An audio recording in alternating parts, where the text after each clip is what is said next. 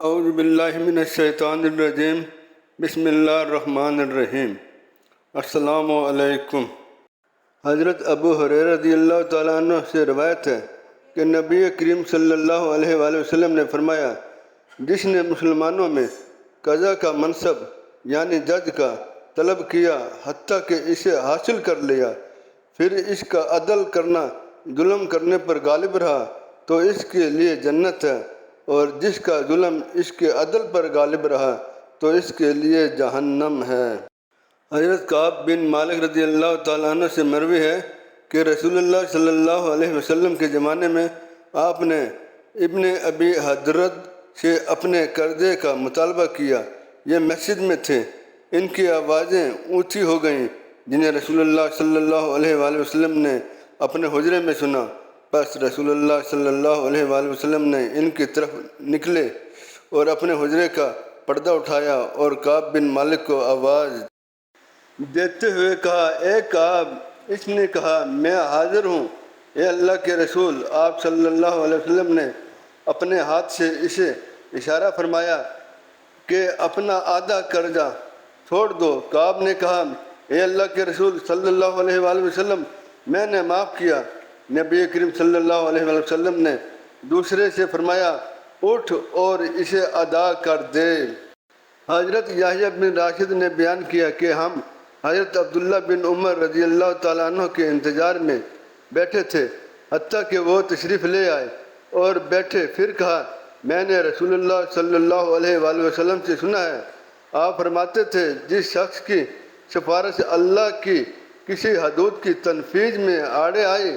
تحقیق اس نے اللہ کی مخالفت کی، اور جس نے جانتے بوجھتے باطل کی حمایت میں جھگڑا کیا تو وہ اللہ کی ناراضگی میں رہے گا حتیٰ کہ اس سے باز آ جائے، اور جس نے کسی مومن کے بارے میں کوئی ایسی بات کہی جو اس میں نہیں تھی تو اللہ اسے جہنمیوں کے پیپ میں ڈالے گا، وہ اسی کا مستحق رہے گا حتیٰ کہ اپنی بات سے باز آ جائے۔ حضرت معاذ بن جبل رضی اللہ تعالیٰ عنہ سے مروی ہے کہ رسول اللہ صلی اللہ علیہ وآلہ وسلم نے فرمایا، جہاد دو قسم کا ہے، جس نے اللہ کی رضا چاہی، امام کی اطاعت کی،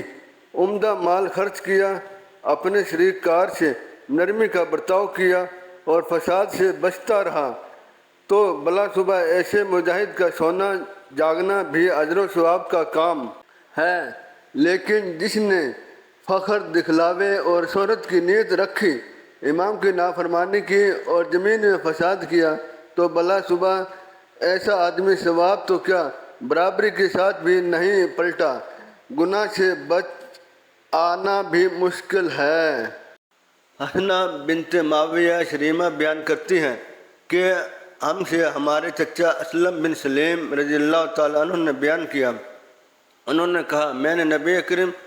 صلی اللہ علیہ وآلہ وسلم سے عرض کیا کہ جنت میں کون ہوگا؟ آپ نے فرمایا، نبی جنت میں ہوں گے، شہید جنت میں جائے گا، چھوٹا بچہ جنت میں جائے گا، اور زندہ دفن کیا گیا بچہ جنت میں جائے گا۔ حضرت جابر رضی اللہ تعالیٰ عنہ سے روایت ہے کہ نبی کریم صلی اللہ علیہ وآلہ وسلم جب کسی راستے سے گزرتے تو اگر کوئی آپ کے بعد گزرتا، وہ پسینے کی خوشبو مبارک کے باعث جان لیتا کہ آپ صلی اللہ علیہ وسلم ادھر سے گزرے ہیں۔ حضرت ابن عباس رضی اللہ تعالیٰ عنہ نے فرمایا کہ نبی کریم صلی اللہ علیہ وآلہ وسلم کے اوپر کے دونوں اگلے دندان مبارک کے درمیان معمولی سا فاصلہ تھا، جب گفتگو فرماتے تو دیکھا جاتا کہ گویا ان دونوں دندان مبارک کے درمیان سے نور نکل رہا ہے۔